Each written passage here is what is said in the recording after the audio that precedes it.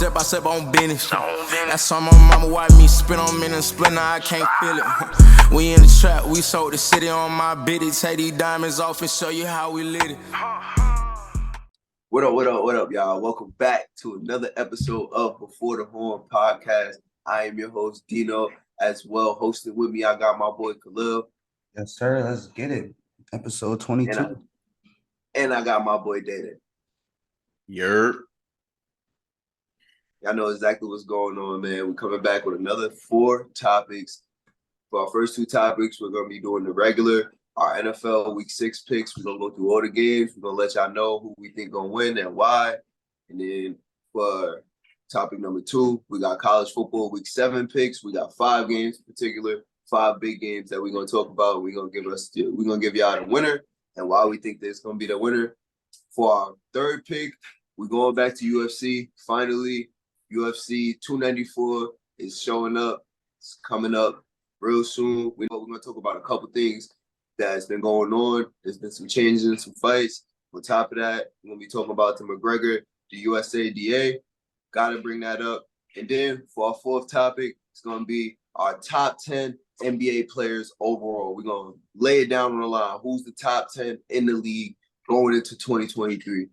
Plain and simple. So, Dave, kick us off with our first topic. EP Deuce. Let's get it. All right, you know what topic we're kicking off with first, man? NFL Week 6 picks. As we are currently doing this podcast right now, the Denver Broncos are taking on the Kansas City Chiefs at Arrowhead, airing on Amazon Prime. All right, for the first game, third game of the international series, as Lamar and the Baltimore Ravens, they are traveling to London to take on Ryan Tannehill, Derrick Henry, and the Tennessee Titans, also traveling to London. Another London game. I'm going to be honest. I'm not raving about either one of these teams right now. The Titans really aren't an impressive team to me at all.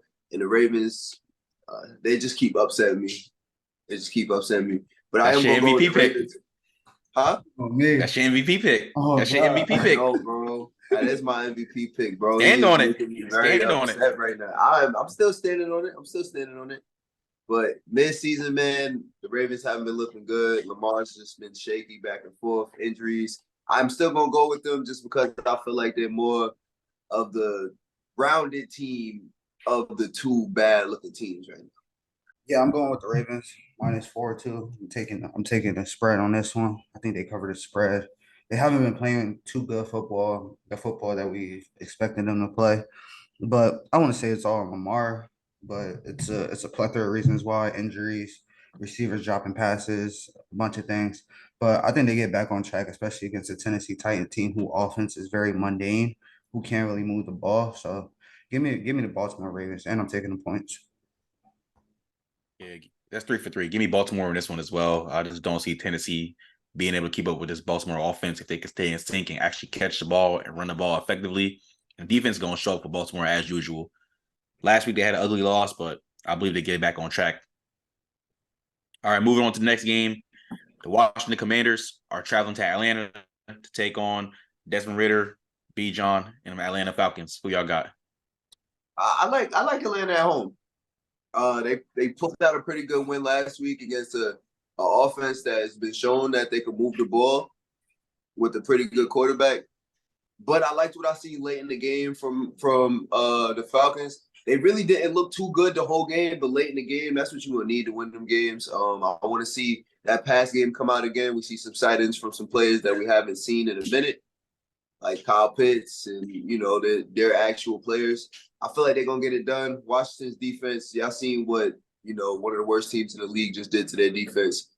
I don't feel like they're going to do anything spectacular against this offense, even though this offense is more run heavy. But I'm going with Atlanta. Give me Washington at plus money. I think they get back on track this week. They've been playing very sluggish against some teams. I think they slept on a few teams, but I don't see Desmond Ridder having another day like he did last week. He threw for over 300 yards.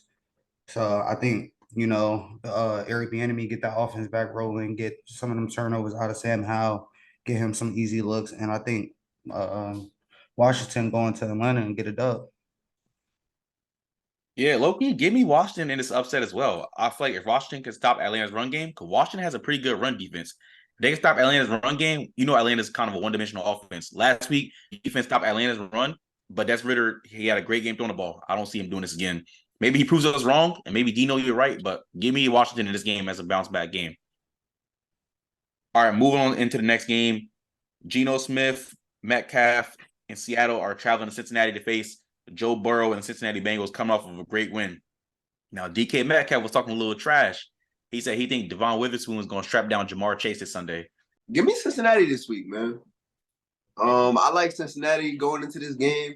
I'm gonna be honest. I feel like we've seen what we've seen out of the couple years ago Cincinnati on their offense. I feel like they're running back this week with another performance against a pretty good defense. But I ain't gonna lie, I'm gonna bet on Chase and Burrow every time. Even though they haven't been looking too good this year, I'm betting on them against a lot of defenses. And this is one that I'm taking up. Seattle plus money, their dog as well in this one. I like them for the underdog plus money. They've been playing really good football. Their only loss was week 1, where they just looked like they was not prepared to play. Then they ran off 3 straight. I think they've been playing very good football, very underrated football. I think this is a very underrated team within the NFC period. Geno Smith doesn't have the most eye-popping numbers, but he's been very efficient. He only has 1 interception so far this season. So give me Seattle to go into Cincinnati and get a dub. As impressive as Cincinnati was last week, I can see them doing it again. They're capable of that. But give me Seattle on the road as well. I like Geno and Seattle in this game. All right. Not saying I'm sleeping on Chase and Joe Burrow. Maybe they follow it up and do it again, but just give me. I'm just comfortable with Seattle right now. The Bengals got to show me more. They 2 wins. I mean, came against the Cardinals and they came against the underwhelming Ram team. But yeah, just give me Seattle in this game. I like Seattle in this one. All right, moving on into the next game. We got an AFC South matchup as the Anthony Richardson-less Indianapolis Colts traveling to Duval County to face T-Law and the Jags. Who y'all got? I'm gonna go with the Jags for the sweep this season, man. They is another team that's been up and down. When they're playing good, they look great. When they're playing bad, they look terrible. But they snuck out the win the first game that they played against them. I can see it happening again. Just stay at home. I'm not gonna lie. I would say don't sleep on Gardner Minshew. Gardner Minshew has been very good, in these backup roles filling in. I kind of like the Colts plus 4.5, but give me Jags win it outright. Jacksonville has been in London the past 2 weeks. They finally get back home, finally get back in front of their home field fans. I think they come out there, have a good game, have a bounce back game. This is a team, they already played them once this year, beat them 31-21 first game of the season. Give me Jacksonville to win at home, but I like Indy to cover. I'm not gonna lie with Gardner Minshew. Yeah, I like that too. But I'm with you, Khalil. That's 3 for 3 for all of us. Give me Jacksonville at home. Like y'all both said, they beat them in week 1 already, 31-21. They're coming back from being in London for 2 weeks. I think T-Law on his offense finally continue to get in their groove and stay in their rhythm. They're gonna beat the Colts at home in the divisional matchup. All right, moving on to the next game. This is going to be a lopsided matchup, but we got the Carolina Panthers. They're traveling to Miami to face Tua and the Hot Dolphins. Who y'all got? Yeah, and as everybody would pretty much pick, I'm going with Miami. In Miami, that Carolina team is just too bad. I mean, it's not really too much more to say about this. If you've been watching, you know that Carolina's bad and Miami's pretty good. So I'm going with Miami.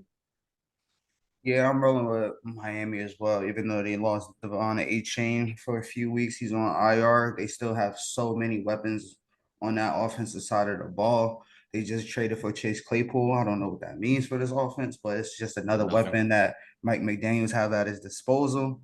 But I think I like Miami in this one for sure to run away with this one. Yeah, give me Miami at home. I mean, this is a matchup of 2 former Alabama quarterbacks, as Bryce Young for the Panthers and Tua for the Dolphins. But this Panthers offense looks stale, bad. The offense line is horrible, protected for Bryce Young. The weapons, except for Adam Thielen, isn't really efficient. Miami has been clicking on all cylinders besides their 1 loss to Buffalo. So give me Miami at home. They play really good at home as it is anyway. So I like definitely Miami favored in this matchup. All right, moving on to the next game. We got both of the teams are 1-4 in an NFC North matchup. The Minnesota Vikings are traveling to Soldier Field to face Justin Fields and the Chicago Bears, who just got their first win last week against the Commanders. Give me the Bears at home. I feel like they're coming off a hot game where they finally got something rolling. Not saying it's gonna look like that, but if they could bring out the same production, they're gonna come with this win, especially against a Jettas-less Vikings team where we know, I'm gonna be honest with you, that whole offense runs through him.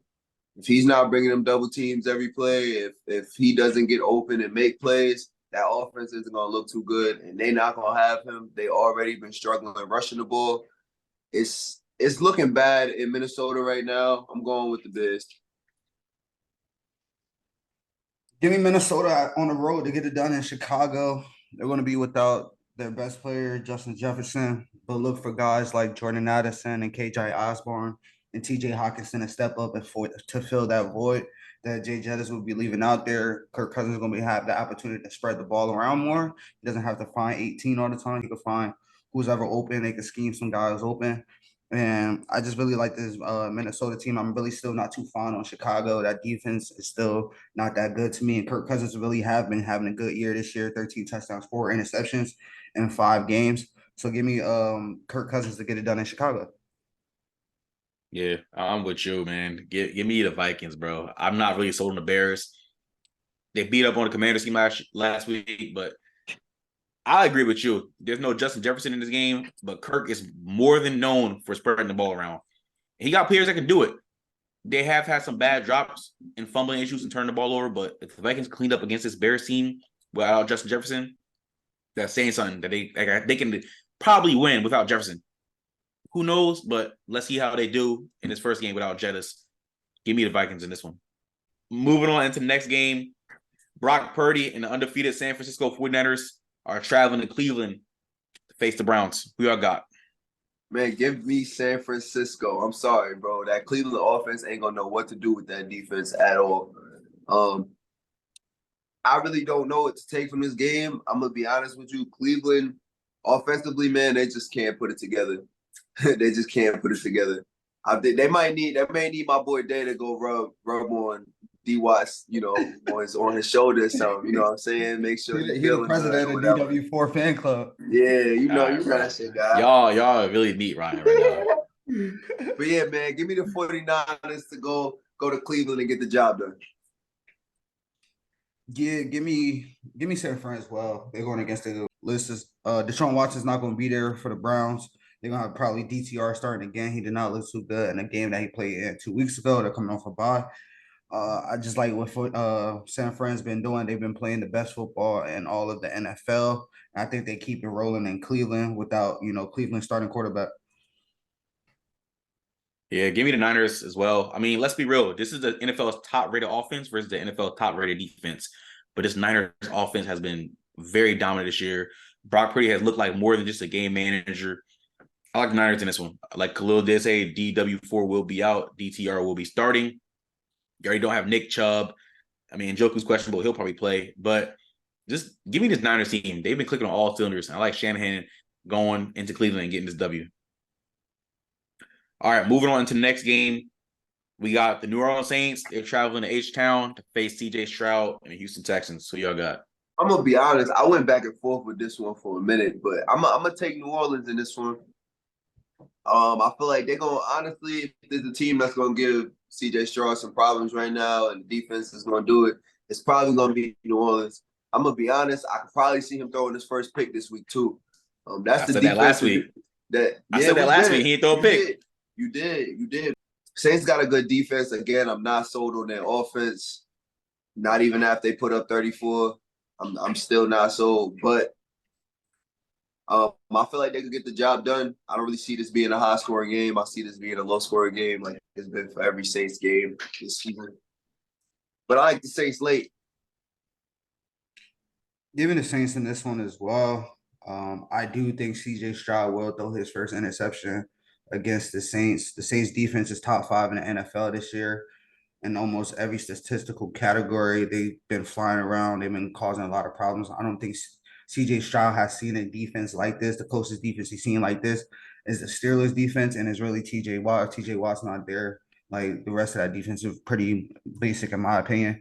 They should give him a lot of matchup problems for him. And I think, the Saints offense has some things to build off of from last week to keep it rolling this week against a Houston Texans defense that's okay, not good, not great. So I think they can, continue getting that ball rolling and, get a win in Houston. Yeah, 3 for 3. Give me the Saints in this one. I'm not saying it's gonna be easy. Stroud in his offense has been pretty efficient with, his weapons aren't the best, but he's made it work. Again, I just want to see more from Dameon Pierce on the running game, but the receivers for Houston has been stepping up. Tank Dell too, so exactly. Yeah, Tank Dell is on it. Next two. Yeah, he's on the injury report. So, the Saints defense, I like them a lot. They're top 5. They're good. They get to the quarterback. They force turnovers. Give me the Saints in this game, but like Dino said, it's not going to be a blowout. All right, on to the next one. Our first afternoon game. The New England Patriots are traveling to Las Vegas to face Garoppolo and the Raiders. Jimmy G facing his former team again. Who y'all got in this one? Give me Vegas at home, man. I'm gonna be honest. New England's quarterback problems goes way beyond quarterback. I'm gonna be honest with you. They don't have weapons. Their best weapon is hurt. It's a lot going on with that offense. Their OC doesn't even look like he's comfortable calling plays right now. They're bumping heads with Mac Jones. They don't even know who they're gonna start, whether it's gonna be Zappy or Will Greer. Like, it's a lot of issues going on there. I'm going with LB at home. Give me the Patriots. I think they get the ball rolling. They play. Yo, Lil, I bet, yo. Listen, bro. You gotta look at who they've been playing these past few weeks. We just talked about the Saints defense being the top I said 5 that. defense. I did say. I said that. I worked. The Cowboys defense don't let last week fool you. When the Cowboys play these certain teams, they're still like that. They played the Eagles. They lost to Miami. So it's not like they're out there losing to scrubs. They're losing to the best teams in the NFL. That's a all fact. teams that's going to be making playoffs. I think they get the ball rolling against a very suspect defense in the Las Vegas Raiders. The offense and Jimmy G has been turning the ball over a little too frequently for me. They can't get the ball rolling. He has more interceptions than touchdowns at this point, and they can't get Josh Jacobs going in the run game. I'm going with the Patriots in this one to get back on track and Mac Jones to, get his groove back a little bit. I doubt it. Yeah, I mean, I was kind of torn with this one as well. And, Khalil is known for stealing thunder, and he stole all my thunder. Give me New England in this one as well. I got New England in an upset win.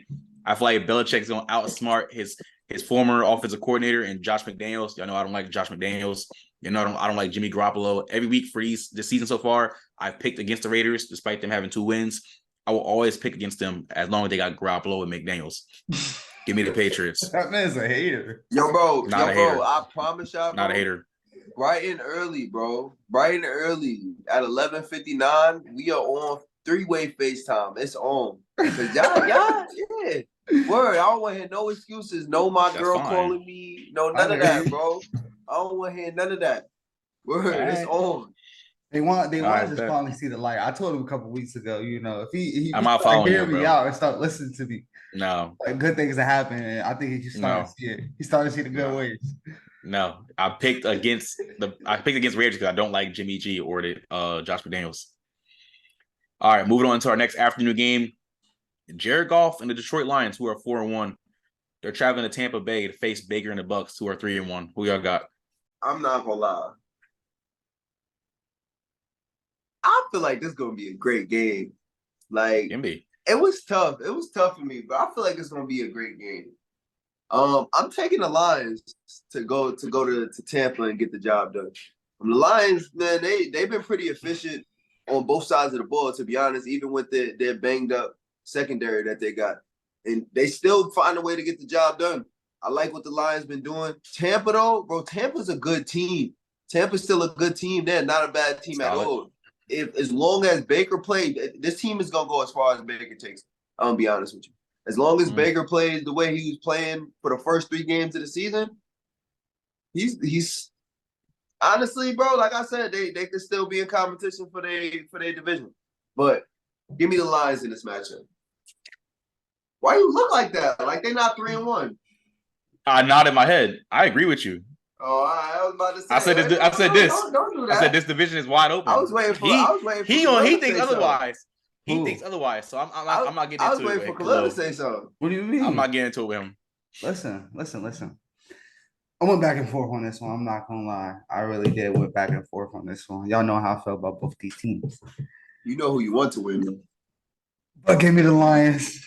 I didn't even want to win. I was about to say, I want the you know Lions who to you want win. to win, though. They've been playing very good. They've been playing. David Montgomery has been a godsend for them this year. He's been RB1, and everybody thought it would be Jahmyr Gibbs. He's been balling. Jared Goff's been doing pretty good. He has 9 touchdowns, 3 interceptions, so not too bad. And I'm not gonna lie though, this Bucks team has been very good. Besides the game against Philly, they've been looking good in every other game. Baker has not been turning over the ball too much. He has 7 touchdowns to 2 interceptions. Mike Evans has looked like Mike Evans is of the old. I don't think he's ever, fell off. He's still that guy. But I just like the Detroit Lions to go down in Tampa Bay to win, and then the Saints to be number 1 in this division. Go Monday morning. You're pathetic. All right, so for this game, I was torn between the two, but then looked at it. Both these quarterbacks are pretty efficient at not turning the ball over. And this is what I said when I predicted the winner for this game. Whoever can turn the ball over the least, they're going to win this game. With that being said, I like Tampa Bay holding on at home. I'd like them hold on at home. I'm not saying the Lions are slouches. The Lions have been one of the best teams in the conference so far this year. But I just like, for some reason, I feel like Baker and the Bucks could just edge this one out. Probably it's going to be the ending of the game. The ending of the game and turnovers. Plus, I feel like the Bucks have a better defense. The Lions defense is sus, but they've been doing pretty good with their banged up secondary. But just give me the Bucks. It's going to be close, though. All right, moving on into our next afternoon game. The Arizona Cardinals are traveling to LA to face the Rams. Who you guys got? Nah, I ain't gonna lie. I feel like a lot of people will go with the Rams off rip just because of the Cardinals being 1-4. But I'm gonna be honest with you. The Cardinals is a scrappy team, bro. They've been coming out to play in damn near every game they played this season with their trash roster. But I'm gonna still go with the Rams in this matchup at home. Again, it's gonna be a scrappy game. Neither one of these teams has shown that they could really take the win late game. The Rams have folded every late game. The Cardinals have folded every late game. They folded with the lead. So I'm gonna be honest with you. This is a game that it's a toss up for real. But I'm gonna take Matt Stafford and the Rams. I feel like they've just been looking more efficient.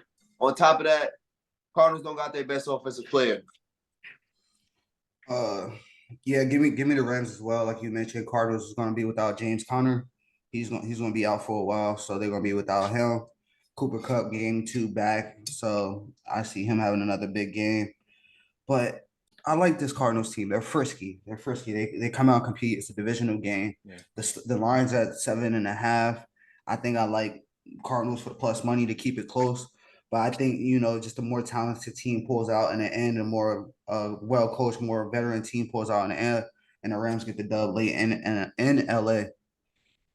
Yeah, I like the Rams in this one too. I feel like it's going to come down to coaching.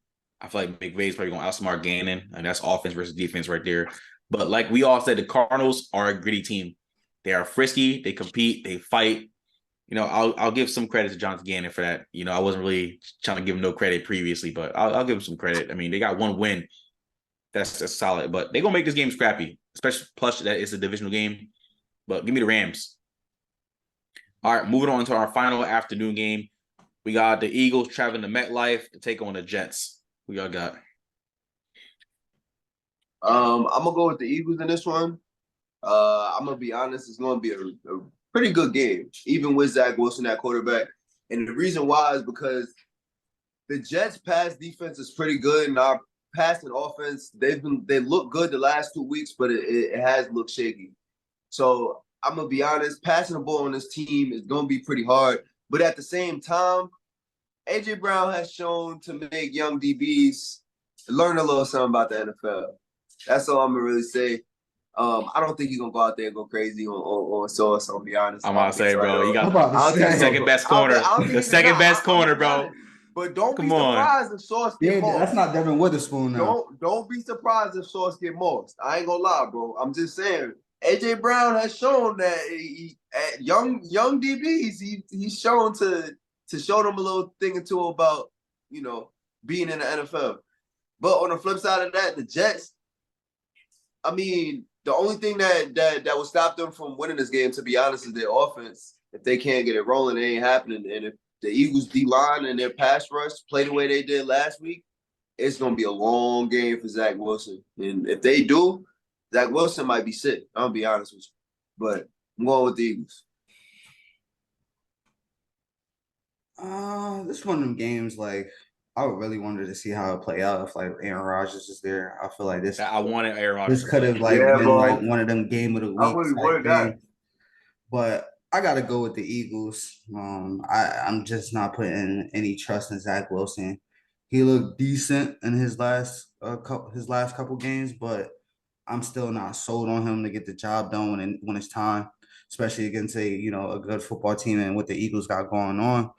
And then I get it, Eagles got a sus pass defense, but I'm still not betting on Zach Wilson to cut up that defense at all.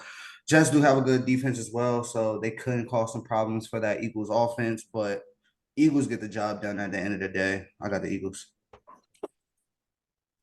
History lesson for you guys. The New York Jets are 0-12 against the Eagles.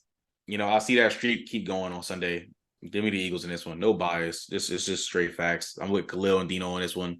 Eagles pass defense is a little bit sus, but I don't trust Zach Wilson to dime him up. Now, you may be surprised. Every time we say something like this, the complete opposite happens. So who knows? We'll see what happens come Sunday. Hopefully the Eagles can string out a W, because if they don't, this will be very embarrassing. All right. Moving into our Sunday night football game.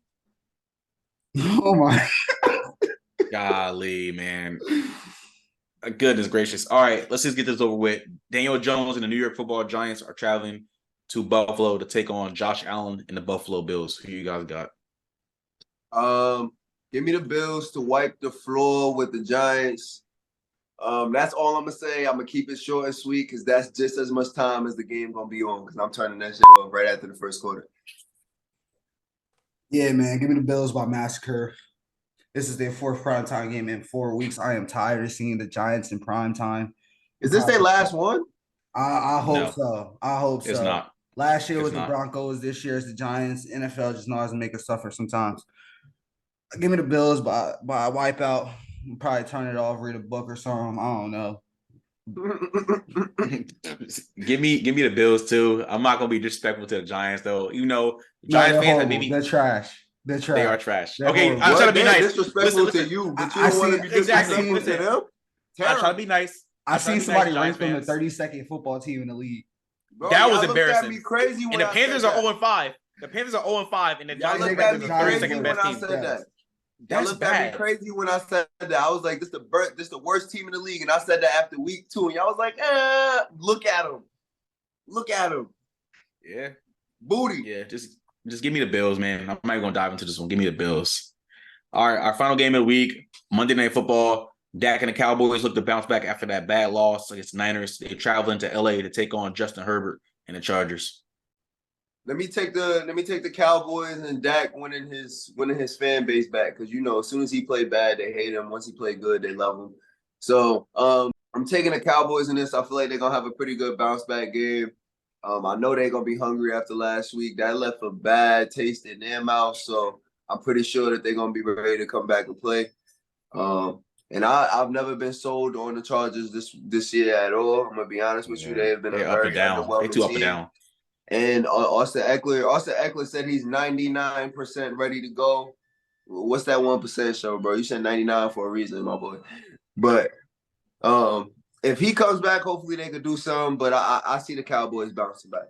Yeah, give me the Cowboys in this one as well. I think the Cowboys bounce back on Monday Night Football, get the dub. Then with the Cowboys, they're not as bad as they showed Sunday night. They're a better football team than that. I feel like they felt embarrassed in how bad they looked on primetime football. So I think playing on primetime this week again, they bounce back. That defense comes out, looks good. And I'm not putting no trust in Brandon Staley and the Chargers. Like, they have a very good roster, but they just always can never get out their own way. They always find a way to mess it up. Brandon Staley always finds a way to mess it up. So give me the Cowboys to get the job done. And I like them -2.5 as well. I think they're going to cover. Good. Yeah, I'm with you on this one. Give me Dallas as well. the Chargers are too up and down, like we all said. I just never can trust Brandon Staley in the team. I love Justin Herbert as a quarterback. I love the weapons he has, but they can never fully put it together. And I can't get with that. I think Dallas as well. Bad loss last week. They bounced back with another primetime game the week after. So give me Cowboys. But ladies and gentlemen, those are our week 6 picks for the NFL. Let us know in the comment section your week 6 picks. Let us know who y'all going with. Let us know who y'all not going with. Let us know any surprise upsets you guys see coming. Give us y'all picks. Tell us all that in the comment section. All right, moving on to the next topic. We're going to talk about college football week 7. Yes, week 7 is here already. The season's flying by. I needed to slow down a little bit. Man, we're going to talk about what? Oh, God. Facts. I know. We're going to talk about Crazy. the 5 most popping games for this week. So let's start off with the first one. In an SEC matchup, we got Kentucky. They're traveling to Missouri to face the Mizzou Tigers. Who y'all got? I'm going with Missouri in this one, bro. I'm gonna be honest with you. Kentucky's favorite in this, but I feel like they only favorite it because they still in the top 25. I feel like Missouri definitely deserves to be in the top 25 over Kentucky. That's another reason why I'm taking them in this game. I mean, if you look at their last 5 games that they both played, it's pretty much the same exact schedule, other than last week when they both took losses at big games. I mean, but Kentucky got smoked by Georgia. I'm gonna be honest with you. LSU, when Mizzou played LSU, Mizzou looked like they was going to run away with it, and then their defense folded, and they let Jaden Daniels do his thing. But I'm going to be honest, bro, this offense is electric, bro. This offense is still electric. I'm not sleeping on Kentucky. Kentucky really has the electric offense, too, especially with Devin Lowry, the Jersey Cat. You know I'm going to love the Jersey Cats. So I'm still going with Mizzou, though. Luther Burden's been looking like the best receiver in the nation, other than, Marvin Harrison. But Luther Burden is still that guy. I'm going with Mizzou on this. Give me Missouri in this one. I agree with what Dennis said, actually. I feel like Kentucky's only favored in this matchup because they're ranked number 24, just like Dino said. But Missouri has been looking better, and when they play better teams, they actually compete. So give me Brady Cook, Luther Burden. Let's talk about Luther Burden, man. Like Dino said, I agree with that as well. He has looked like a top 5 receiver in this nation. Up to this point, he's looking like the second best behind Marvin Harrison Jr. But Missouri's run game has been good too with Cody Schrader. Like I said, Missouri can compete. I see them beating Kentucky. It's gonna be close though. Yeah, that's 3 for 3 with me as well. Give me Yes, sir, Lil. Yes, sir. Give me Missouri at this one. They get it done. That offense is very good. When you talk about Brady Cook and what he did against LSU, they lost late, but took a very good football team. And then you got Luther Burden, who's been playing as one of the best receivers in the nation this year. I like what they got on offense. And Kentucky kind of got brought back to earth. It was kind of a mix of, Kentucky's not what we think they are. Plus, Georgia has something to prove because we've been questioning Georgia for a couple of weeks. So they made a statement, but I got Missouri in this one as well. All right, ladies and gentlemen, moving on to the next game. We have a ranked ACC matchup. After number 25 ranked Miami looks to bounce back after that embarrassing loss. They travel to Chapel Hill to face number 12 ranked UNC. Man, upset number 2 for me. I'm taking Miami in this one. If y'all don't know, man, they would be 5-0 right with UNC if that, if Mario Cristobal didn't do something stupid late in the game last week. They would be 5-0 right with them, and they will probably be ranked a lot higher. And this game will probably be talked about a lot more. So I'm gonna be honest with you. I like Drake May, but I like Tyler Van Dyke a little bit more. This is gonna be a pretty good game. I'm not gonna lie, this is gonna be a very good game. But I'm going with Miami to not make mistakes that they did last week. Yeah, give me Miami in this one as well as in an upset. I like them beating UNC at home. I know. I think Drake May, he's a pretty good quarterback. I think he's going to go pretty early in the draft this upcoming year. Xavier Restrepo, he's looked really good at the receiving option as well. And I feel like Mario Cristobal in Miami after that embarrassing loss last week, it was a crucial decision to make, and he made the wrong one. Definitely going to bounce back and go into Chapel Hill, and they're going to knock off the Tar Heels. So give me Miami in this one. Wow. I'm going with North Carolina in this one.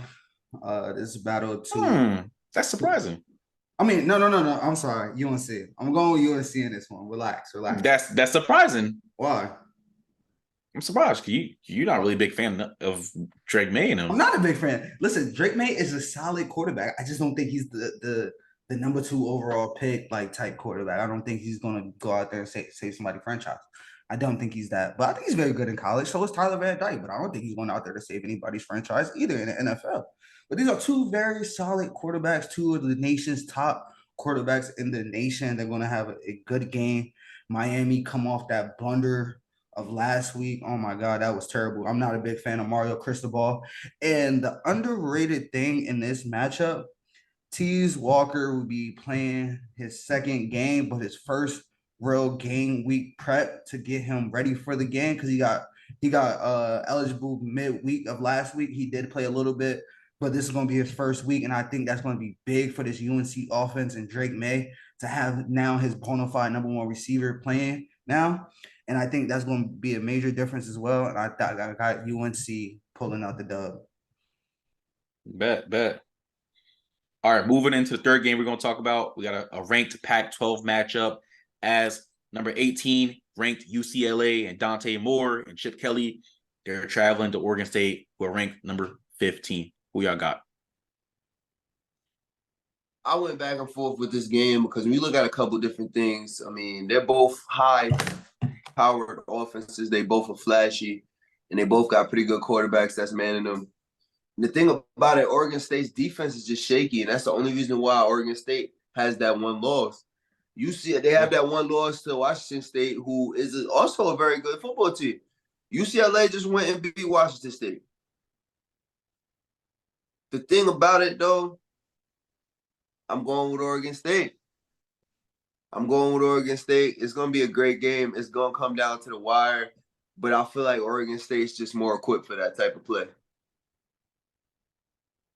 Yeah, I'm with you as well. I was kind of back and forth in this game, but I'm going with Oregon State as well. And I was going to bring that same point up about how Oregon State lost to Washington State, but UCLA just went to go beat Washington State. It's so confusing. It's just like when I picked freaking Ole Miss to knock off Alabama, then the next week, I picked Ole Miss that week, and then the next week, Ole Miss goes out there and beat LSU. It's like, it's so flippy and floppy. So I'm going to just be safe and go with the best bet, in my opinion. I'm going to go with Oregon State. Hopefully DJ and those boys, they go out there and they beat Chip Kelly and freshman quarterback Dante Moore. Let's take it a step further. Washington State beat Oregon State. UCLA beat Washington State. Utah beat UCLA. Oregon State went and beat Utah. I'm taking Oregon State in this one as well. Yes, sir. I think they just have a better offense. Like I always kind of rave about DJ. I'm a DJ fan. I like what they got going on. They ran up 52 against Cal last week. Beat Utah the week before. I like Damian Martinez running the football. I think they have a pretty good offense, pretty well balanced offense. Give me Oregon State to get it done at home. All right, moving on into the next game. The gauntlet for Notre Dame continues, man. As number 10 ranked USC is coming to town to face number 21 ranked Notre Dame. That gauntlet starts for USC, and they get their first L of the season. I'm going with Notre Dame in this. 2 high, flashy offenses that can actually move the ball as long as Sam Hartman isn't turning it over. And Notre Dame has a significantly better defense than USC. I don't think this USC defense is going to be able to do anything with Notre Dame. We know what their running back could do. We know if Sam Hartman, like I said, if he doesn't turn the ball over, we know he could dot up a defense. And we know one thing about USC is they can't stop a freaking nosebleed. They got into a shootout with a very mid-Arizona team all the way in overtime. It's not looking good for USC. I'm going to be honest with you. They're not as good as a team as everybody thought. Going with Notre Dame for the upset. Bring a little bit of higher ranking back into them 2 L's. This one is going to be tough. Not going to lie. You got a bad defense versus a quarterback who's efficient, can light the defense up. But you got a great USC offense against a good Notre Dame defense. I don't know, man. I really don't know. Give me Notre Dame. Give me Notre Dame at home. You know, coming off of a tough loss, a stretch of tough games. You know, you had Ohio State, then Duke. Then you had Louisville last week. Now you got USC. I feel like Sam Hartman's going to have a bounce-back game. Aldrich Esme is going to get going. Those receivers are going to get going. Give me Notre Dame against this bad USC defense. This is going to be a shootout, though. I'm not going to lie. This game might end up in the 30s or 40s. I'm going to call how it is. But give me Notre Dame in this one. Honestly, we think we got the opposite on our hands. If I'm being honest, weather is going to be a huge factor in this one. They're talking about 25-mile-per-hour winds, rain, wow. the whole 9 yards. So it's going to be very bad weather in Indiana. It's I didn't even think about that. South Bend, Indiana. I'm taking Notre Dame. One, the weather's going to be a factor, so that's going to take away some of that electric, explosive plays that you could get from Caleb Williams and his receiver. There's going to be no Zachariah Branch, so your big play receiver is not going to be there most likely. And this is a very good defense. I like what Notre Dame has, especially with that running back estimate. I like him as a running back. I think this is like a game for him, given the weather and all the conditions that's going to be out there in Indiana. And this game is in South Bend. It's hard to win in South Bend. Ohio State got it done in a very hard way. And I think Ohio State is a way better team than this UNC team. I got Notre Dame getting it done at home in South Bend.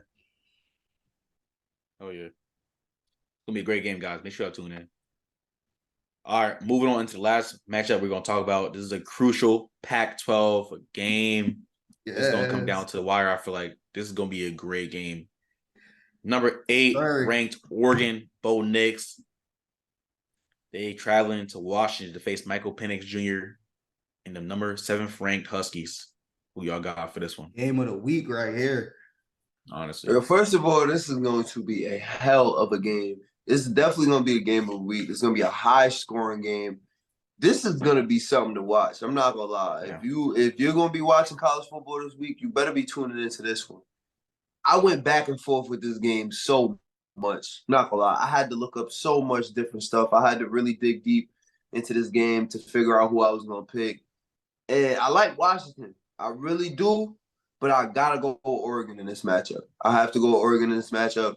If you just look, other than that Texas Tech game, which I always torment Khalil about, Oregon has been dominant in every single game other than that one. Their defense has showed up in every single game other than that one. Other than that Texas Tech game, this Oregon defense has only given up 22 points. That is crazy. Since that game, in 3 games, there's only given up 22 points. Washington's defense, I mean, they're another team that got into another shootout with Arizona. You know what I mean? I feel like this is not going to be an equipped defense for this offense that Oregon brings. They bring a pretty good rushing game, too, on top of that passing game that they have. Give me Oregon in this matchup, man. I feel like it's going to be a close one. It's going to be a shootout. It's going to come down to the wire, maybe even overtime. But I like Oregon to win it.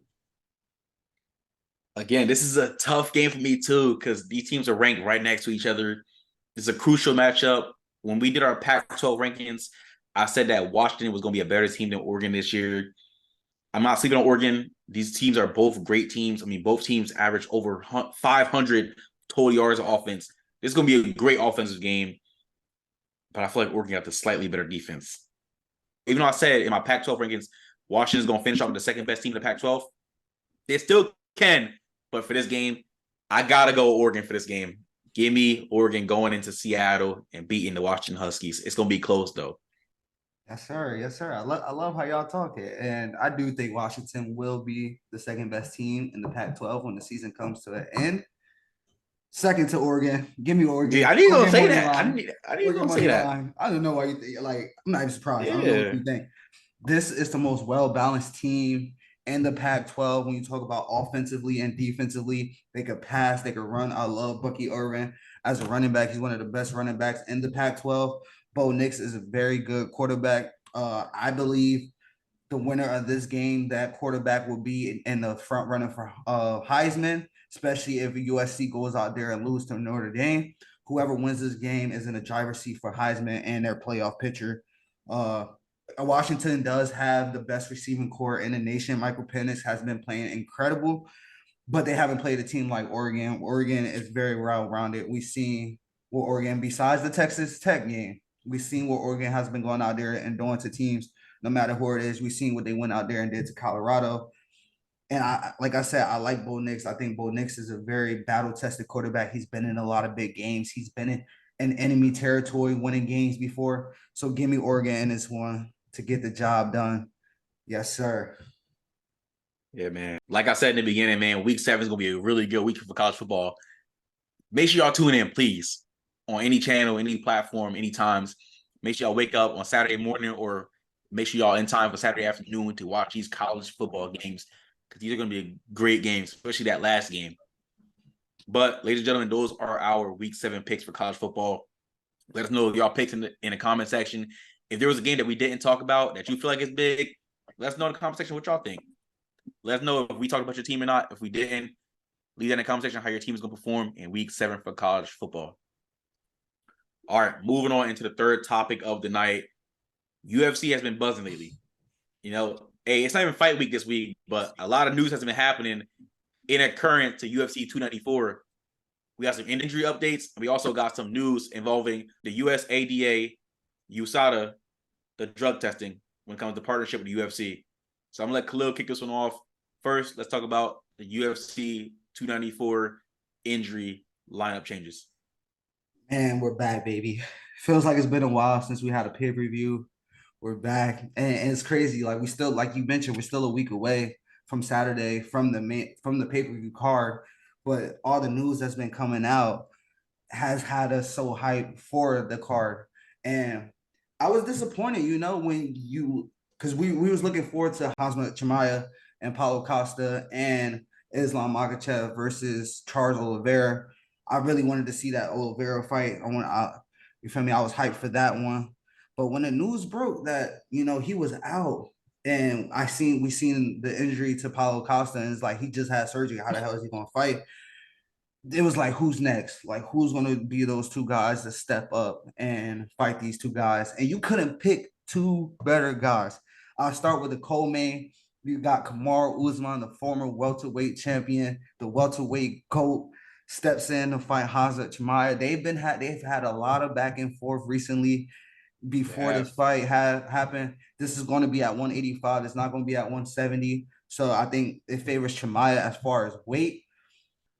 But man, you could not have picked a better guy to fill in a draw. He's one of the biggest faces in UFC. He's your co-main. Like, he's not even your like he's on the level of Izzy and all them guys.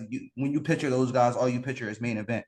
And that's going to be a co-main, two guys that can bang it out. Kamar is well-rounded in all aspects. Hamza is a wrestler, but can strike as well, which he showed us in that Gilbert Burns fight. So I think that's going to be a big fight. And then you look to your main event, Islam Makhachev versus Alexander Volkanovski 2. We seen this fight just happen a year ago, and we argued like who should have won the fight. It was very close. It was a very good fight. And for both these guys to step in on the 12, 11 days notice just shows you how hard they work on their off time when they don't have a fight, to be ready so you don't have to. They're always ready so you don't have to get ready. I think this is going to be two big fights. I can't wait. We got a week from Saturday, but boy, man, it's going to be a big Saturday with these two fights right here. Yeah, I'm not going to lie. I low-key thought UFC 294 was this week. I was on Sunday. I was like, yeah, we got fight week too. Yeah, I was like, we got fight week this week, man. We got to talk about college football, NFL, and I was like, damn, the Friday night, the fight of the week, bro. Yeah, I said the fight not until next Saturday. So, as you guys know, Paulo Costa had elbow surgery. We all said, we were talking collectively, we all said he wasn't going to be able to fight this fight. The doctors don't clear him for this fight. He doesn't clear himself after saying he could be clear. And you do nothing better but enter Kamaru Usman, a former welterweight who's been a welterweight champion. He's been a main event, like Khalil said, this whole time. You insert him against Khamzat Chimaev in the middleweight division. This is fireworks. Hey, we couldn't ask for anything better. Like, I knew it wasn't going to be Izzy that stepped up. Izzy just got smoked a month ago, so I knew he wasn't going to step. Chill out. I'm a fan of Izzy, but that was not. Listen, I'm a fan of Izzy. Okay. He lost. Let me chill out for Khalil. Trying to come attack me, but you couldn't do nothing better. And this is great for Kamaru Usman because he doesn't have to cut as much weight. He looks like a natural 185-pound fighter, and this is gonna be great for him. Now, this is my next question. Is Israel Adesanya going to stay in his division if Kamaru wins this fight against Chimaev? I mean, that's a good question. Because here's the thing. Dana did go out there and say whoever wins this fight is in line for a title shot against Sean Strickland. Sean Strickland. I don't know That's why I asked that question. I don't know if Kamaru wants it, but I think if Kamaru wants gold wrapped around his waist again, his best route right now is at 185, just because Leon has still, the champ at 170, and he has a fight coming up against Colby Covington. Against Colby. I don't know how he got that fight. He got handed that fight. Exactly. Yeah, that's another story. But I think so. I don't know. Izzy may. I don't know if Izzy moves up to 205. I don't know. I don't think he will. I don't think he will. 205 just a little too, like, his natural weight is. It's too much. Yeah, that's what I'm saying. I don't think he will, bro. That's like me at 205. Like, are you serious? Nah, it's not the same. You walk around at 170. What happened? Damn. What you say? He said you walking around at 170. Bro. He said you welterweight. Nah, he's like a lightweight. He walks around at 170. I'm 178 on a good day. Like I said, he's a lightweight if he was to fight. All right, and then now we're gonna talk about the main event. I couldn't ask for nothing better. Thank you. Charles Oliveira. I mean, Dana White was very infuriated that Oliveira's camp, they reported the injury before the UFC even reported his injury, as he suffered a laceration above his eyebrow. That wasn't going to be healed in time for next Saturday. That's very dangerous to be fighting with a fresh stitches pretty much still. So you enter Alexander Volkanovski, who's just coming off of a win against Yair Rodriguez a couple months ago. Volkanovski is one of the UFC greats. He's been fighting phenomenal his whole career. His one loss came against Islam. So this is great for him. I like this rematch.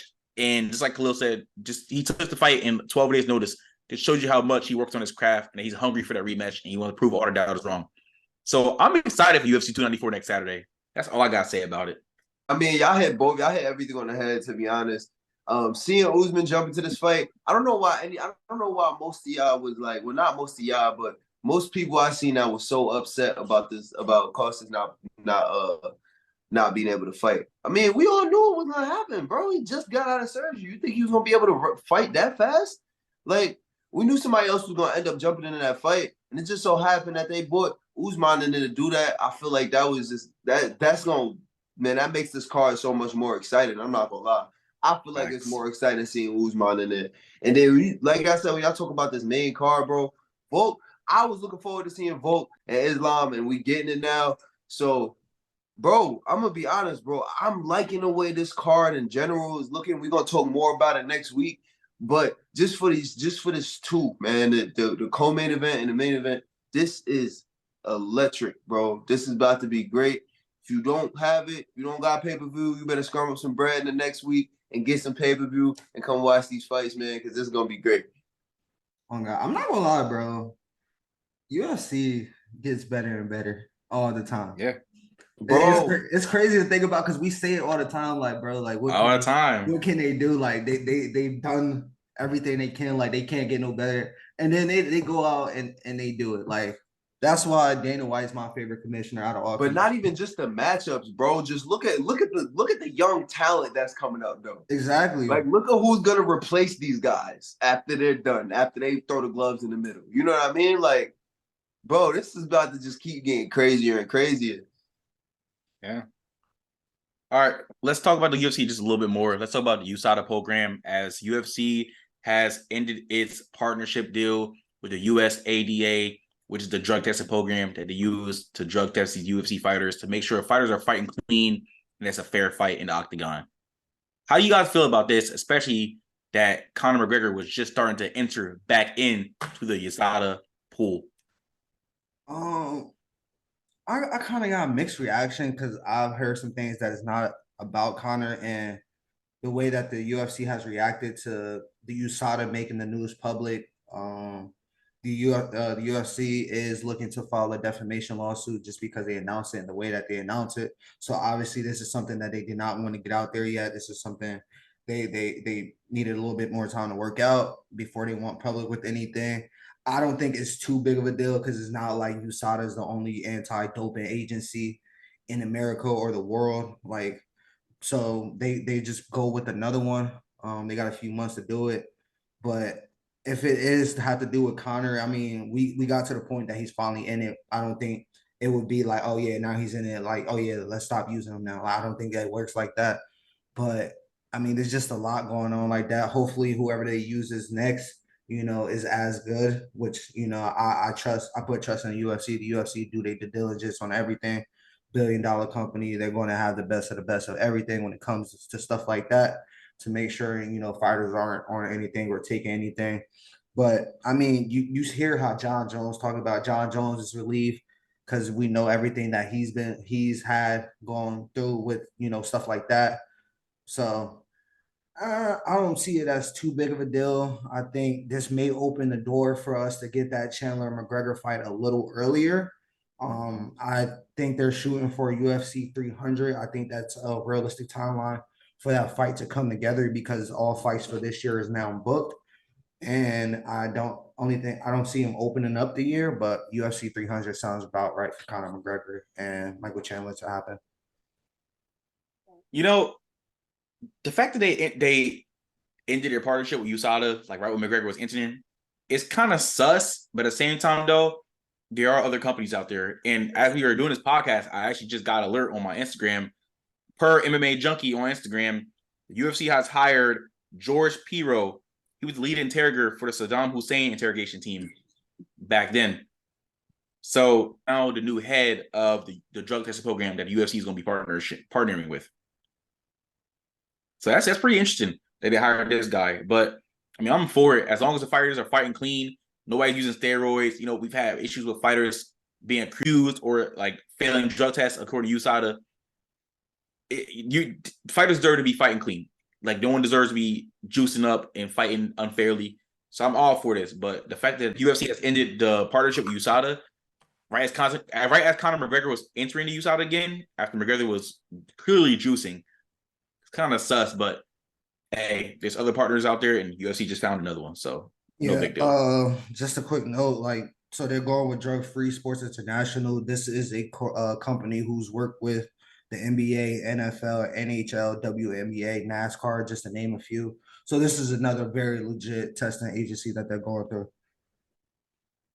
Yeah, I mean, just to piggyback off of what you said, Day, I'm all for it too, as far as making sure everybody's safe in the octagon, as far as a fair fight. Really, it's always got to be fair, and nobody should be able to juice and go and fight somebody after and everything. And like you said, bro, Conor definitely was juicing, and it was known.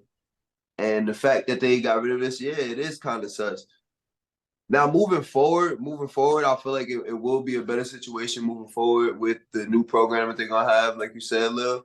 So, I mean, I just think we got to see how it plays out. It's gonna be a lot more said as more time goes on, and we're probably gonna end up touching base on this again. But I feel like this still gotta pay out. This still gotta play out a little bit more because, like I said, the UFC really wasn't even trying to get this out. Like it wasn't. That's what it seemed like. It wasn't trying to get them out. So it was a lot of stuff that probably still needed to be talked about, still needed to be happening. And a lot of stuff is probably still gonna change, but I mean, I see it getting better with the play out. Yeah, we just gotta see how this honestly turns out. But regardless, man, besides USADA and that sketchy stuff, UFC 294 next Saturday, we will be talking about that on next Friday's episode. Make sure you guys tune in. That'll be episode 24. But, ladies and gentlemen, that is all we have to talk about for the UFC for tonight. Let us know, first of all, what you guys think about the UFC lineup, cards, change-ups. Do y'all gotta agree with them? Are you guys excited for them? If not, Kamaru Usman and Alex Volkanovski, who would you rather see facing Islam Makhachev and Kazmat Chimaev? And then also for the USADA program, let us know if y'all think it was sketchy.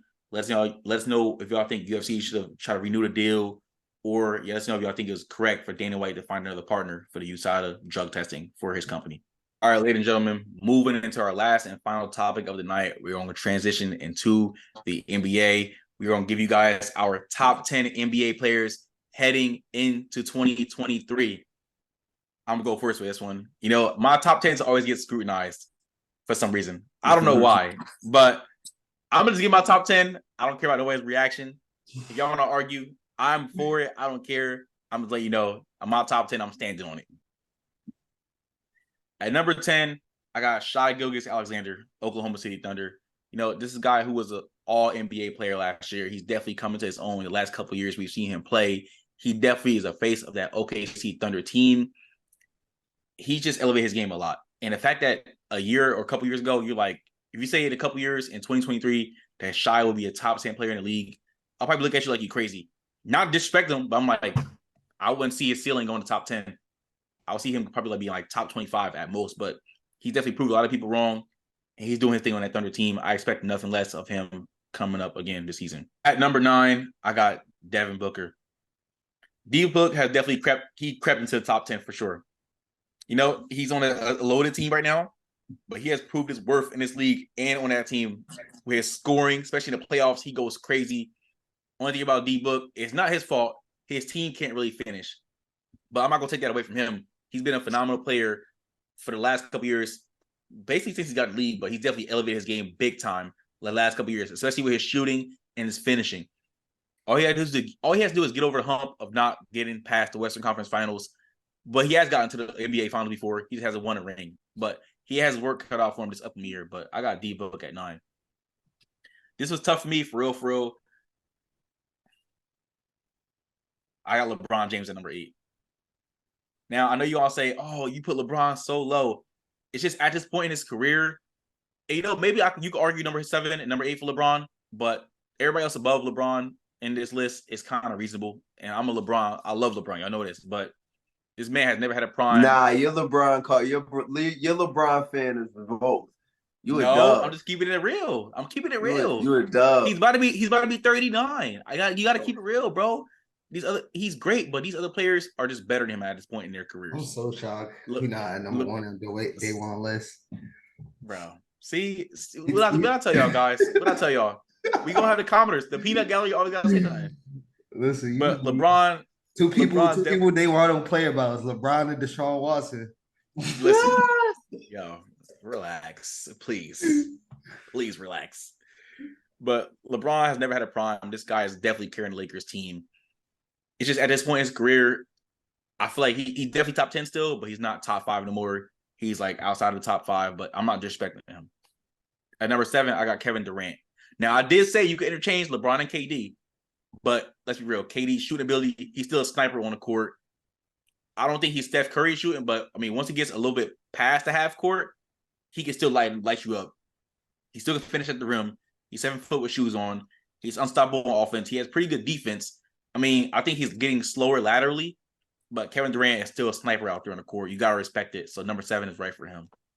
At number 6, I got Jason Tatum. Now, Jason Tatum definitely elevated his game year after year. He's definitely the face of that Boston franchise with him and JB in Boston. He just can't get over the hump. We see him slow up sometimes in the playoff. He just has to be more consistent. His thing that has been killing him is inconsistencies. And, I feel like he can definitely continue to elevate his game. But right now, he's ranked properly outside that top 5. He can definitely sneak into the top 5, but it's going to be tough with these 5 players. At number 5, I got Steph Curry, the chef. He's been cooking. He's in his high 30s as well, just like LeBron, just like KD. But Steph Curry, once he gets to half court, he's in range. He continues to light up for his Warriors team. He's definitely the face of that Warriors team. I mean, Klay Thompson's still okay. I mean, Draymond, his defense is outstanding, but that's all I'm crediting Draymond for. I don't like him as a player. But Steph Curry definitely still has a chance to win championships in his career. He's going to continue to be a great player and great shooter and add to his resume, which is already stacked as it is. At number 4, I got Luka Doncic. Now, one thing about Luka, phenomenal player all around. I feel like he can work on his defense. He gets cooked on defense sometimes, but it's not like he gets tossed up or dunked on. I feel like his defense is just lazy. But he's an offensive playmaker. He can move the rock. I mean, his body-wise, he's a small forward, but his position, he plays the 1 on the court. He's a great point guard. He's phenomenal. I like Luka a lot. It's just he needs to get his attitude better.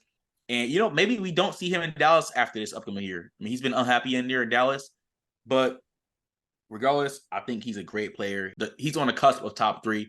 He's only going to continue to get better and put up outstanding numbers as he already has in his young career. At number 3, I got the reigning MVP from last year, Joel Embiid. This is clear. Embiid has for the last couple of years arguably has been a top 5 player in the league, nothing less.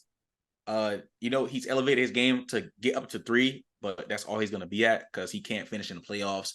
I mean, he can't stay healthy as well. He goes on stretches where he's unrecognizable in the playoffs, and it's nasty to watch. Like, not nasty in a good way. But during the regular season, he's a beast. He's probably unguardable. Last year he won the MVP solely off of his stretch, the end of the stretch of the season. He beat out Jokic. But regardless, though, he's not better than number 2 or 1. But let's go with number 2. I got Giannis Antetokounmpo, Milwaukee Bucks. I mean, he's got Dame Lillard on the Bucks with him. There was rumors that Giannis wasn't happy as well, but he's definitely here to stay after Dame coming over to town. I mean, Giannis has a ring. I feel like Giannis could definitely achieve more rings now that he has Dame. They just got to put it together. In my opinion, they are favorites in the East, but you got to compete with other teams in the East. But we're not. This is not a team. This is a team sport. But we're talking about Giannis right now. Giannis, he just Euro steps to the rim. He has worked on his shooting a little bit. If his shooting get better, you could argue Giannis is the best player in the world, basketball-wise. I would not argue against you for that. I will be with it. And give me number 1, Nikola Jokic, best center in the league, best player in the NBA, just won a ring this year, looked outstanding during the regular season and the playoffs. I mean, he had a right to win back-to-back MVPs if you really wanted to keep it real, but Embiid had a solid stretch to the end of the year, like I just said, but Jokic is that guy. He can do it all. Pass, rebound, defend, score. He definitely propelled Denver to that win in the NBA Finals. What? Fix your face, sir. What's the problem? You had me till you said defend. You had me till you said defend. He's a solid defender. He's a solid defender. He's not the most athletic, but he works hard out there. Let's be real. But I got him as the best player going into 2023. That's my top 10. It's solid. I like it. It's solid. I like your list. It wasn't it, honestly. It's close to mine. It's close. Nah, it's close to mine. I like your list. I like your list. I like it. Especially that Khalil credited me. I just shed a tear probably. Seriously. I'm weak. No, I be hating your list. I know be hating your list. It just be some tweaks I gotta make, but it be solid list. All right, but going into number 10, like I told y'all before this topic, man, number 10 was kind of the hardest spot in this. For some reason, it just was. There's a lot of people you could put at number 10, but my number 10, I'm going with Dame Lillard. This is one of the guys that, he was unhappy where he was. You really didn't hear too much from Dame Lillard because of the team he was on, bro. Nobody was talking about the Trailblazers, but this is still somebody that was top 5 in scoring last year with the shitty team. And he's going into a situation where he's finally getting help. Finally, his first time in his career, he's finally getting some help. He's getting defenses off of solely being on him. He's gonna be able to actually have somebody that he could run a solid pick and roll with. It's gonna be a lot of stuff that's gonna be working in Dame's favor, and that's why I got him at number 10. At number 9, just like you, Day, I got D-Book. I've been saying this before. I say this again. D-Book is one of the most underrated players, if you ask me, and I want to put him higher. But again, this list is pretty stacked. The whole list in general, like I feel like anybody on this top 10 could jump up to number 1 at any time, if you ask me. It's really all about how the season goes. But D-Book is another one of those players where he's been the top-notch player on that Phoenix. He's been on the Phoenix Suns. He's been the most consistent player for the Phoenix Suns for the last, 4 or 5 years? D-Book, he's going to continue to get better, and I can see him rising on this list in no time. At number 8, I have Kevin Durant. Now, he's a player that I would love to put higher because his caliber is just unmatched. I mean, you can't block this guy's shot. It's crazy some of the things he can do on the floor, but again, health-wise, he just can't keep it together, and that's the only reason why he drops on my list. I'm going to be honest. It's just an ongoing trend. I don't really see his health getting too significantly better than it did the year before. That's just me. Just like everybody else, there's an age on this, and he's getting older. He's not getting any younger, and his body's deteriorating with it. So, KD, I would love to put you higher. He was always a top 3 player for me, but I can't do it right now. At number 7, I have Jason Tatum. The biggest thing with JT is just not getting over the hump and the inconsistency. He's another one of those players that could easily be in the top 3, but JT, bro, go ahead, bro. Like, I know you a huge JT fan, so I'm not even worried. I know you. I a am Celtics too. fan. I am too. I I'm know not you saying are, them. but you a Celtics fan. You feel me? I'm He's just just a tired of y'all JT fan. saying him not getting over the hump. Like he wasn't in He the finals hasn't. just a Nah, he year was in the ago. finals, bro. No, so that's what I asked you that last podcast. I asked you, what is your definition of getting over the hump? Is it getting to Bro, the ship and losing, or is it actually winning a ring? he's Like, what's gotten getting a over the lot of hump? people. A lot of people. First of all, Jokic just won his first one. A couple years ago, Giannis just won his first one. And they He's got finally get there. over the hump. What you mean? He's got there. A lot of these players can't even get there. And B can't get past the second round.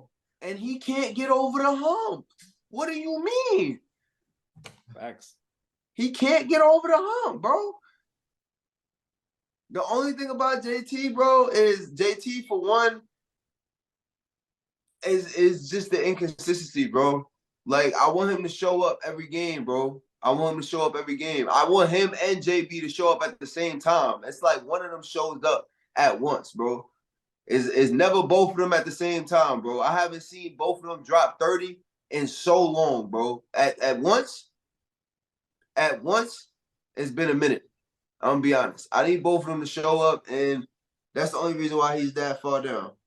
Now, another player that I had put far down that I hated putting far down, but at number 6, I got Luka Doncic. Now, you touched on base on why I put him down there. For one, his situation on his team just isn't looking the best. I'm gonna be honest. We don't know what's gonna go on. We don't know if we're gonna see him there for any much longer. We know he's not very happy. We know what happened with him and Kyrie, and that whole situation really didn't work out as best as we thought it was. And we don't know what we're gonna see from them. I've been saying this for a minute. I like Luka, bro. He's a walking 30-piece every trip. But we just don't know what's gonna go on with that team. We don't know, bro. We don't know how much they're gonna play. We don't know. Like it's so shaky. Any team that Kyrie Irving on is just shaky, bro. And I love Kyrie to death, but bro, like that's just shaky on its own. At number 5, I got LeBron James. Yeah, I'm putting him at number 5. Yes, he's still top 5. I don't care what y'all think. I don't care what anybody thinks. LeBron's gonna be top. LeBron, this is where he ends. LeBron's gonna retire at number 5. That's where he ends. I'm gonna be honest with you. Having somebody like LeBron on your team is unmatched, regardless of who you playing. The IQ, the all-around play, defense, offense. He's gonna pass the ball. He's gonna score the ball. He's gonna dunk. He's gonna make sure his other players is good. The all-around is just unmatched from any other player in this league. I'm sorry. Even my number 1 doesn't really match his all-around player. I'm gonna be honest with you. LeBron is pound for pound the best all-around player to ever play this game, and it's gonna forever be like that. That's the reason why having him on your team, no matter how much points he averages and all that other stuff, is always gonna be a value. Just because of the caliber of what he brings from playing the game that long, for playing as good player as he did, LeBron's gonna forever be that player. And that's just a fact. It's always going to affect not having him there, and it's always going to be a huge effect having him there on any team he plays on. He could go on any team right now, and that's what's going to happen. And that's just the LeBron effect. Everybody knows that. At number 4, I got the original Splash Bro himself, Steph Curry. I already said it myself. Steph Curry got my vote for best point guard of all time. If he wins another ring, he's gonna be creeping into that top 5 of all time to me, if you ask me. He's over LeBron because he's one of those guys that beat LeBron not once but twice. And I mean, if you're looking at who to go in today's game, everybody's gonna say LeBron. Well, Steph Curry done beat him twice. I'm gonna be honest with you. And Steph Curry is gonna continue to ball. I don't know what's gonna go on with his team. I feel like they haven't really been making the right moves on this offseason to ensure that he's going to even be able to make a run in his conference. But as long as Steph Curry is on the court, you know you're going to have an issue. You know it's going to be tough stopping him defensively, and he's going to bring his A game every time, and that's just how Steph Curry rolls. At number 3, I got Joel Embiid, another player that just can't get over the hump. He was our MVP last year. I don't think he should have been MVP in my eyes, but You know, when they look at what you averaging and everything else, I guess that's how they choose it. But he's another guy that has all the talent in the world but can't get over the hump. He can't get past the second round. And that's just his only gripe, if you ask me. That's his only gripe. I mean, he plays pretty good defense. He scores the ball. We know he scores the ball off rip. Like, it's not really too much flaws with Embiid other than, I'm going to be honest, I don't feel like he's the best leader. Calling your teammates out like that in post-game conferences and stuff, that's never the best thing to do. It don't matter who you are. Don't matter what you're doing. It's like, you know, discrediting the rest of your teammates because y'all losing and not taking any responsibility at all. That's not really the best leader, if you ask me. But Joel, he's at number 3. At number 2, I got Giannis Antetokounmpo, whatever.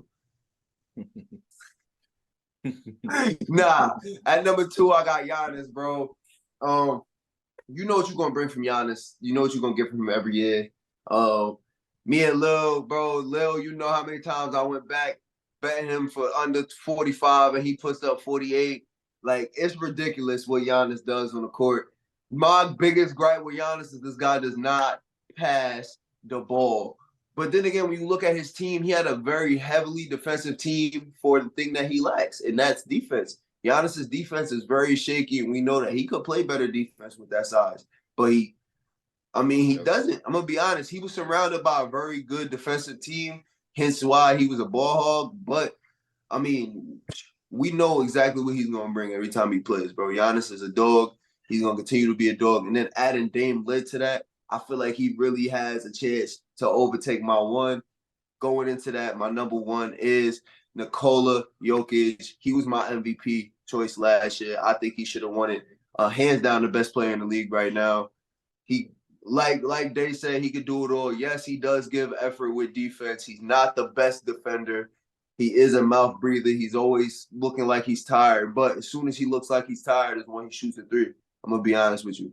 Like, Jokic, he's going to bring it every game. You know he's going to get you a double-double at least every game. He's not going to average nothing less than that. And, bro, he's just a dog. He's going to continue to get better. He's still a young one in the league. He's not that old. So, I mean, I'm not going to lie. I see him getting a couple more rings in his career.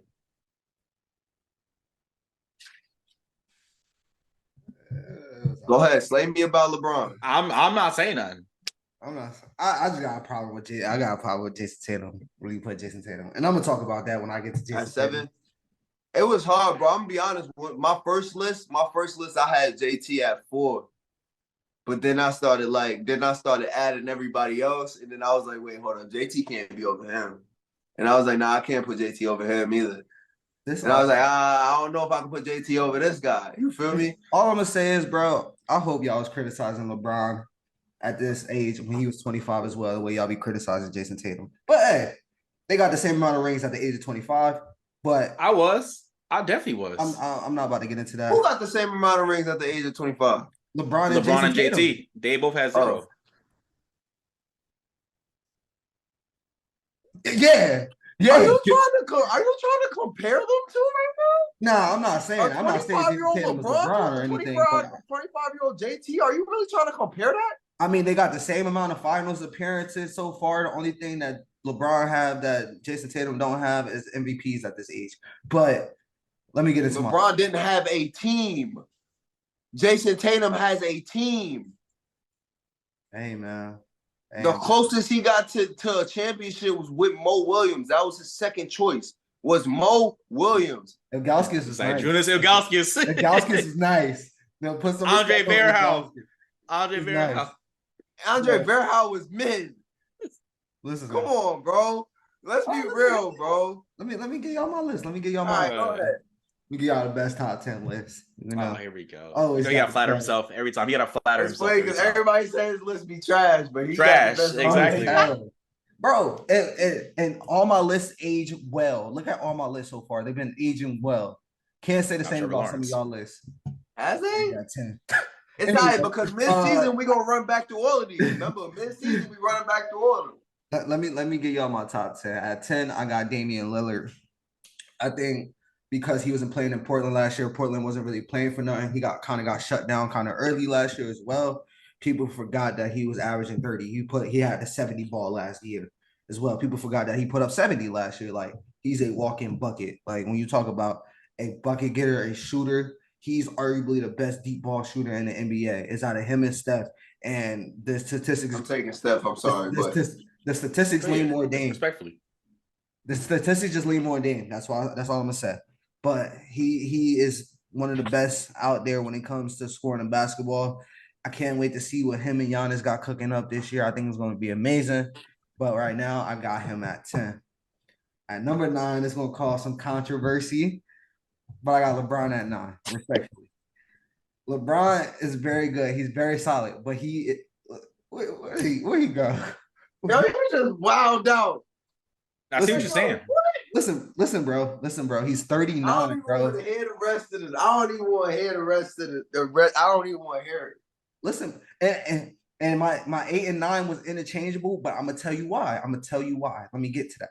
LeBron is at 9, being he is at age 39. He can give you great games, but he can't give it to you like he used to. It doesn't come at the same volume. He can't play in as many games as he used to. Yo, that sounded mad crazy. I'm sorry, gang. That's it. Bro, it all went together. You say he can't give it to you like he used to. He can't come at the same value. Like, niggas is immature, bro. Bro, you gotta grow up. Words was mad crazy. Yeah, like when he plays at a high level, he's still one of the best basketball players in the world. Don't get me wrong. It's just at the volume that he plays at that level is not the same as it used to be. So respectfully, I got him at 9. At 8, I got D-Book. The reason why I got D-Book above LeBron is because of the volume that he can score the basketball and the consistency that he does it at, and the efficiency that he does it at as well is just slightly better than LeBron's. He carried a team to the finals just a couple years ago. D-Book is never the problem in Phoenix when we talk about, Chris Paul injuries, Chris Paul not being there, DeAndre Ayton not stepping up. It's never D-Book. Mm-hmm. D-Book was giving you 40 balls consistently in the playoffs last year, and they couldn't get over the hump. It wasn't because of him. And I don't think LeBron can give you the way that D-Book played in the playoffs. I don't think LeBron can do that at the same level that D-Book had last playoffs. That's why I got him above LeBron. No, that's a fact, because I definitely lied. It was not LeBron that carried them in the conference championship last year. His skill players definitely came out. Moriarty had a part in that. AD had some game. Like, it was everybody in that. Yeah, no, I ain't gonna lie. Yeah. Last year was the first year that he didn't have to carry for a minute. I ain't gonna lie. Yeah. At 7, I got that guy, that sniper, my twin, KD. You feel me? It's nothing he can't. He is no spot on the floor he can't score the basketball. When you talk about efficient score, he is just more efficient than D. But Phoenix got the 2 most efficient scorers, especially from the mid-range game in the NBA. Oh yeah. There's nothing he can't do without the basketball. KD's only knock on his all-time greatness, because he's all-time great. His only knock is his rings and his MVPs. But when we talk about pure hoopers and pure scorers of the basketball, there's nothing you can do with the man. He's 6'11". His wingspan is crazy. He can shoot over anybody. And he gets his shot. It doesn't matter if you got a hand in his face. He still makes it. So I got him at number 7. At 6, I got Wardell, Stephen Curry. Don't get me wrong. He's still a dog. I like 6. Honestly, I kind of wanted to put him at 5. I'm not going to lie. But I had to put him at 6. Still greatest shooter of all time. Very, very good carrying the Warriors team. The Warriors aren't what they was before. I don't know if they regain that, and it's not because of him. He's doing everything he can, but due to his lack of size, and I don't think he's the greatest playmaker. That's why I have him at 6 and not 5. His desire to get everybody else better, that's not really him. That's never really been him. That's been the Draymond role. Draymond's really been a facilitator and a playmaker. Steph has just been a shooter and a scorer.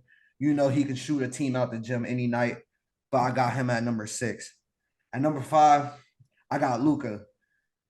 I put Luka above Steph. Why? His playmaking, the ability to get everybody involved. Luka is a walking triple-double at the end of the day. Any night he can go off for a triple-double. He is a cheat code for the size that he is. His only issue is it's not him, it's his team. They can't get far with that team that he got. I don't know. We can see what can happen. We have seen him carry this team to the conference finals though. So it's not like it's too far out the realm for him to get back there or anything like that. We've seen one single players carry their team, i.e. Jimmy Butler and stuff like that. Luka, his defense is what lacks on the basketball court. And that's a lot of his knocks and his turnovers. He has the propensity to turn the ball over at too high of a clip sometimes. If he was just a little bit more efficient offensively without turning the ball over, he can be amazing. At number 4, I got Jason Tatum. Yes, put some respect on Jason Tatum's name.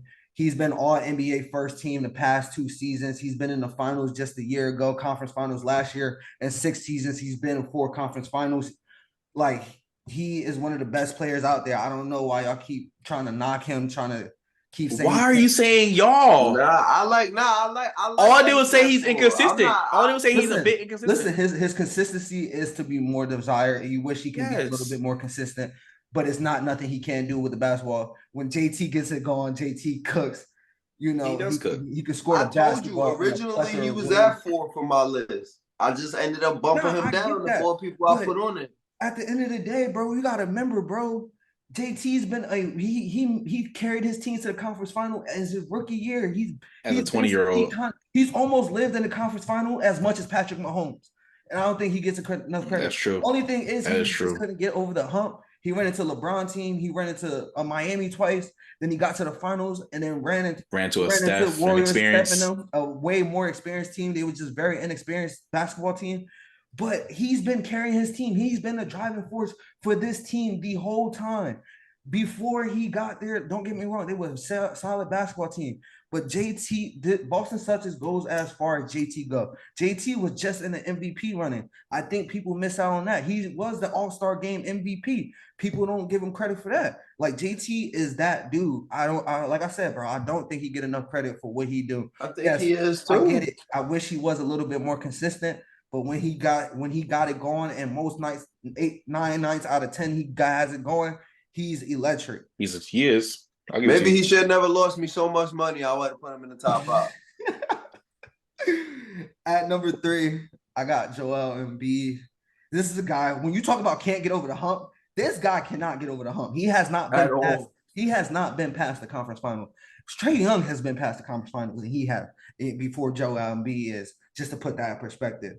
But when we talk about a dominant big man, like, there's nobody in the NBA that can guard him when he has it going. The reason why he won MVP last year, it was because of the display that he put on against Nikola Jokic late in the season last year.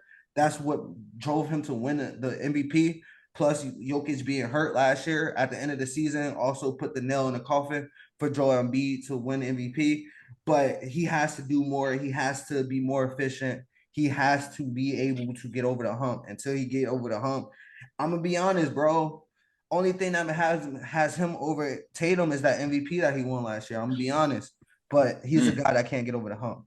At number 2, honestly, I agree with that. That's honestly something I could agree with. For real. Mm-hmm. At number 2, I got Giannis Antetokounmpo. There's nothing on him. He can do it all, especially on the defense, offensively and defensively. When we talk about guys that you know is going to give it to you every night, play hard, not take nights off, Giannis is not going to cheat you.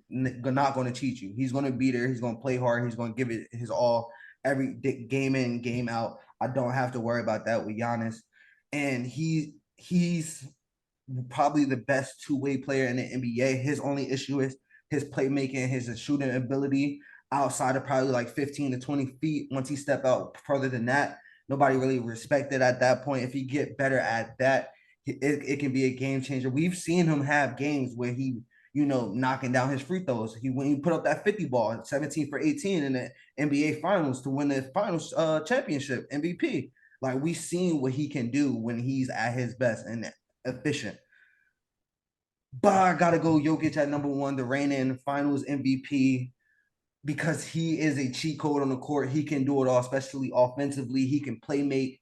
He can rebound. He can shoot. He can score from all levels of the floor. Some of the shots that he make is crazy. You look at it and be like, bro, Like when he shoot it, it's like you just want to put the hand out. Let me go get the rebound, and it's good. Like that's the type of scorer he is. He's very skilled. He's a very skilled big man. Like I said, he's the Finals MVP for a reason. So I gotta put him at number one. That is my top 10. Question. The best. Question. What we gotta say? What's up? Question. So are you taking Jokic's defense over Giannis's defense? That's the one thing that I'm not taking over. That's the one thing I'm not taking.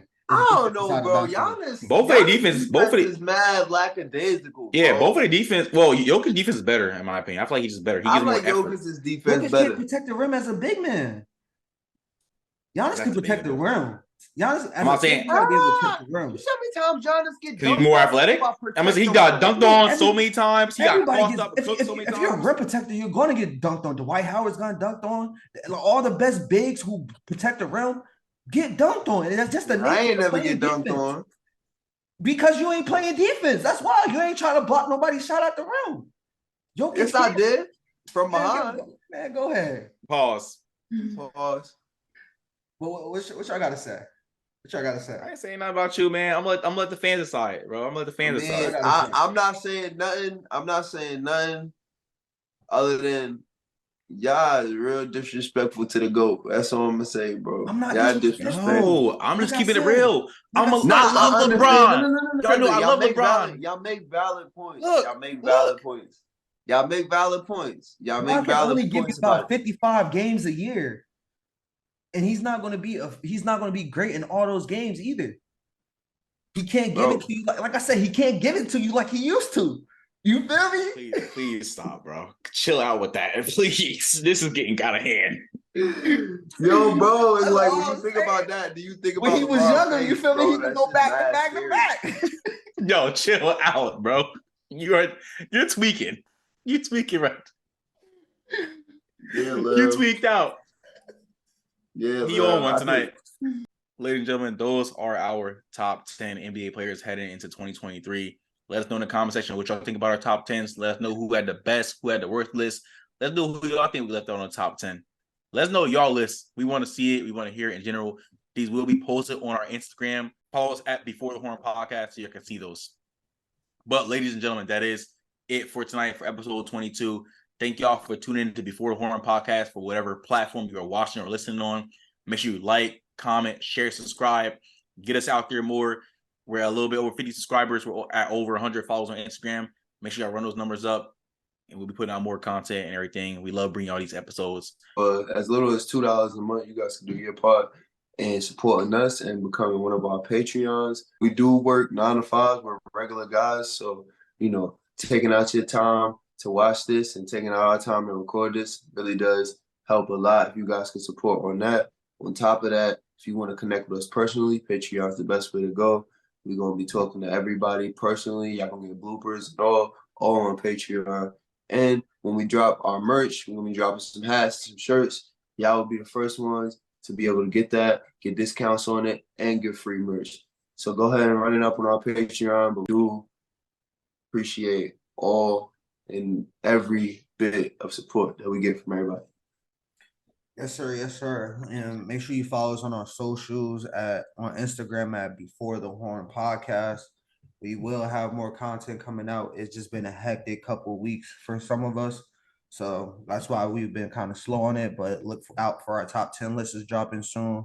We're going to have more clips dropping soon. So definitely be on the lookout for that. Make sure you guys follow us on Twitter and TikTok at Before the Horn Pod. Make sure you keep showing love. Tell your mom, tell your dad, tell your goldfish. You feel me? Tell everybody to follow us.